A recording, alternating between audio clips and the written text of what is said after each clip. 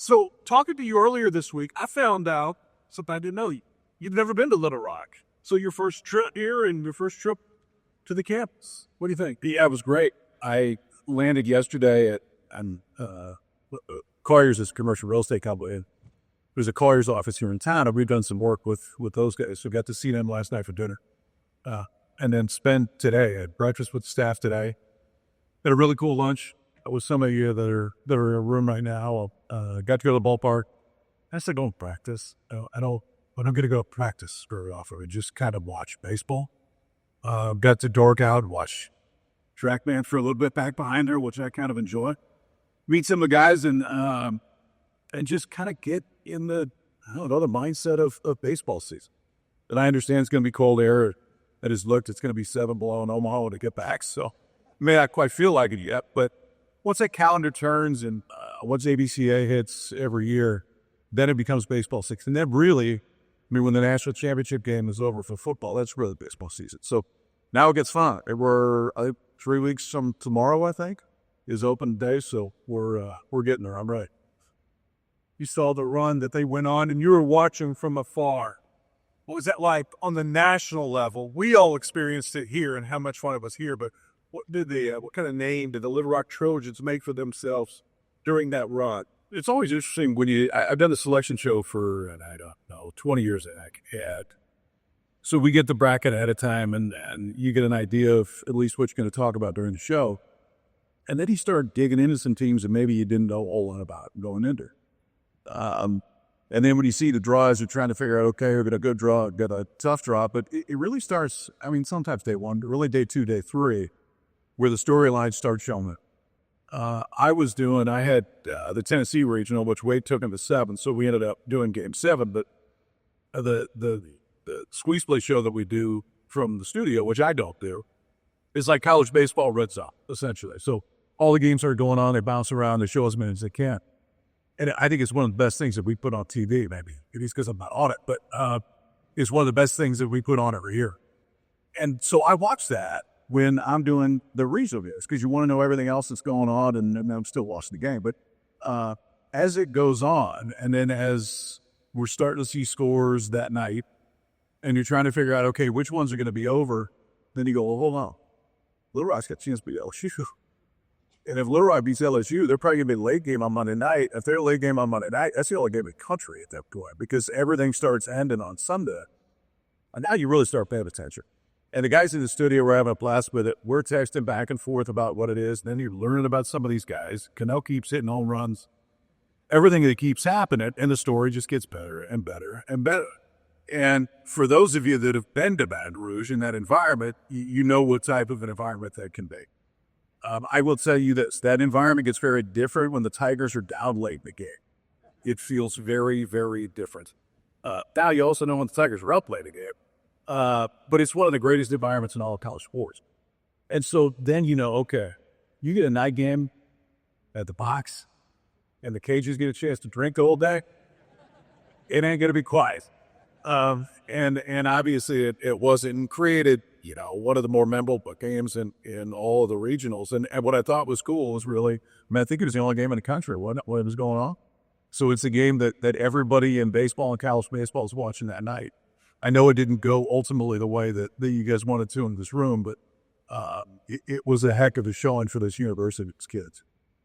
I'd forgotten that Little Rock won 5 games in 4 days. What's it take for a team to do that? They had been struggling all year, too. Well, how could the guy have a chance first? Chris was telling the story today where, they go to, I think you said you were playing Seawell, weren't you, at the end? And you got to win one, or I don't remember who you said it was, if it was Eastern or who it was, you got to lose one. And if one of those things happened, then you're fine, and it goes down the last day. And they're getting beat. And he said one of his assistants walked up to the phone and showed him the score of the other game and said, we're in. And he said, well, you better be right. Because if you're not right about this, well, we may have some problems, and then they're a dying chance. And you see it so often with different teams. You go back a year, the Ole Miss won a national championship. Oregon State won the national championship. Both of them, according to the committee, were the last teams that were selected into the NCAA tournament, but yet both went on to win the national title. It's amazing what happens mentally when you feel like you got a new start in sports. When you feel like, all right, it doesn't matter what happened up to this point. We all start anew right now. Now we got to chase. And it feels like that's probably what happens. Because you show up and you know what? We got the same record as those guys do. And if we keep winning, they're not going to take the jersey off us for a while. And ended up being obviously a run that they're not going to forget it. You think that's one of the reasons why we can see a Little Rock, a team, a smaller school, beat an LSU? In football, college football, you wouldn't see that happen. Basketball, sometimes. But in baseball, we see it a lot.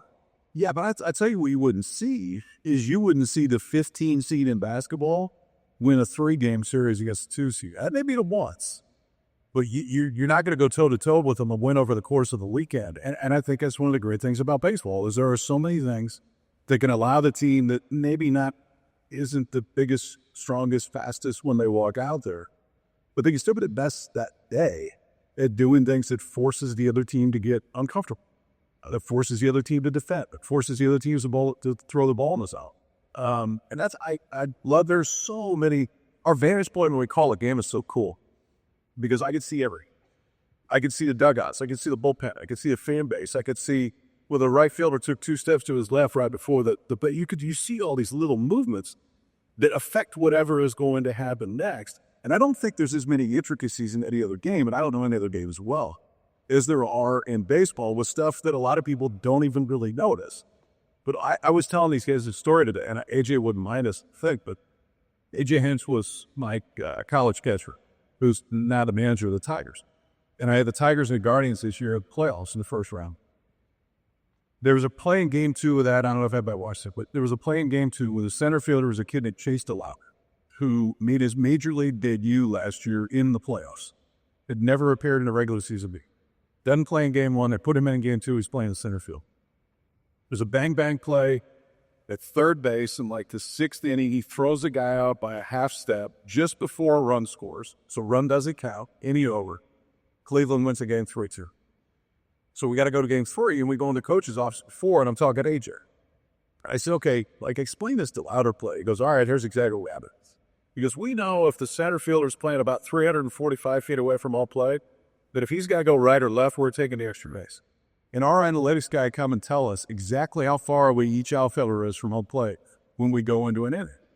Well, they had come to us and said it was that first base coach knows that. Now the base runners know it. And right before the play, DeLauder took 5 steps in, and he told me the exact amount. And he's like, he was 323 feet away from home plate. And if we'd have known that, we don't try to take the extra base. But ultimately we did, and those 15 feet were the difference between him getting thrown out and us winning the game without talking today. That's the small stuff that can make the biggest difference. That was the difference of them winning or losing a ball game. Now, we all can't be that in Winnipeg. But the point is, there's so many small things that happen that matter. I know, guys, you probably get tired of coaches saying, focus on the small things. They matter so much. And I think you realize it more the older you get. And then from a vantage point, just sit back and watch the game. We started with Little Rock, and I want to finish up with Little Rock. And what they did was special. And you see what it's done. This is the biggest banquet ever. They're building something here. What would you tell, Coach, the players to keep that and to take that next step? Yeah, I mean, we talked about it a little bit on your show the other day. I mean, I think one of the greatest things about success is it brings other opportunities. And you don't necessarily know what those are going to be until the first step is taken. And there's so many cool things that come from doing what you guys accomplished. So I know that it's not everybody that's on the club was there, but a lot of you work. But one of the greatest things is it brings other opportunities. It brings opportunities of success. I'm going to tell you, and this probably isn't a secret to you, but you ain't sneaking up on anybody this year. So just know that when you go out there. The target starts to spin a little bit, and that's an awesome opportunity. That means you accomplish something to get to that point to where people are going to look at you. And then it becomes sustainability.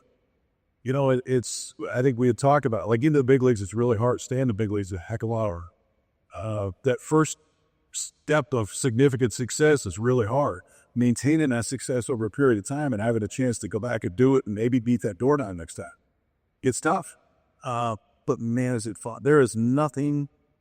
I mean, I talked about missing the clubhouse, but man, I miss competing against guys who are really good. It is so much fun. And I'll tell you this, guys, like, appreciate every moment that you get a chance to go on a field and compete, because at some point they're going to tell you can't.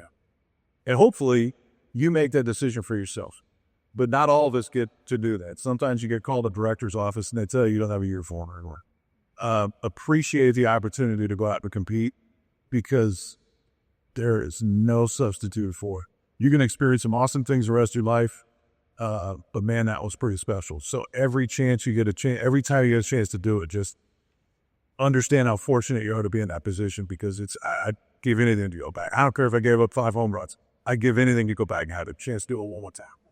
Thank you for coming to Louisville. I appreciate y'all. It was really cool there. Ladies and gentlemen, Kyle Peters.